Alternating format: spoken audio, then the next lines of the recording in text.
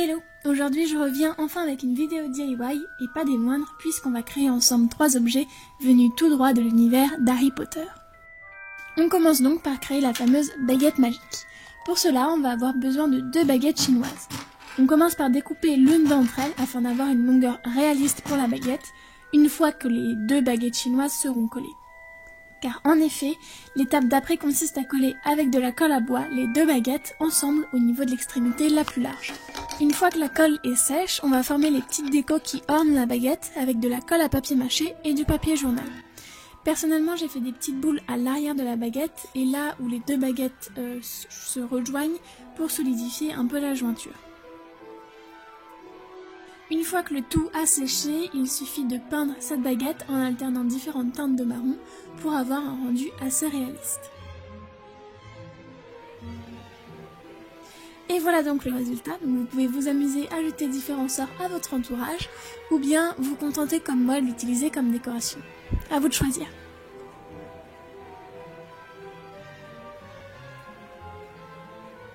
Le deuxième DIY consiste à faire un petit pendentif représentant les reliques de la mort. Pour cela, on va seulement utiliser du fil de fer.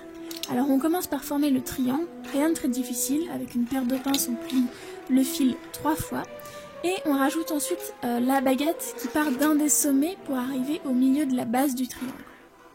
On coupe ensuite le fil et avec un autre morceau de fil on va former un cercle. Et pour faciliter la chose, on utilise un objet rond comme un bâton de colle ou un gloss ou autre. Maintenant, pour rejoindre les 2 petites structures, on prend des petits anneaux qu'on referme en entourant les 2 structures ensemble. Et voilà donc le résultat. Alors vous pouvez le porter en collier, mais personnellement, je préfère le porter avec mes clés, en fait, en tant que porte-clés.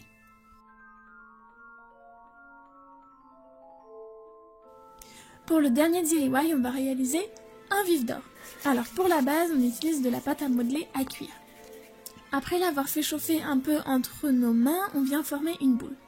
Ensuite, à l'aide d'une petite paire de pinces fines, donc si vous n'en avez pas, vous pouvez utiliser un cure-dent ou un pic à brochette ou autre. En fait, on va réaliser 2 petits trous pour pouvoir insérer les 2 plumes. Et ensuite, le but, ça va être de jouer sur les reliefs pour décorer la boule. Donc soit en creusant avec la pince, en formant des petits détails, ou avec une lame en formant des rayures, etc. Soit en faisant par exemple un petit serpent de pattes qu'on viendra poser sur la boule pour former aussi des petites décorations. Une fois qu'on pense avoir fini, on va mettre la boule au four pour qu'elle durcisse en suivant les instructions données par l'emballage. Une fois que la boule est sèche et froide, on va pouvoir la peindre. Alors moi j'utilise un Posca pour que ça soit bien intense, vous pouvez prendre ce que vous voulez à partir du moment où c'est de la couleur or.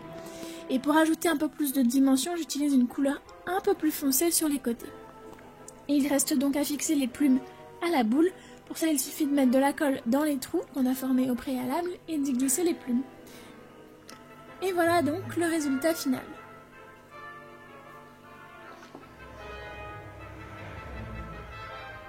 Donc si ce concept de vidéo vous plaît, n'hésitez pas à me le dire et à me laisser en commentaire des films ou des séries que vous aimeriez voir dans des prochaines vidéos.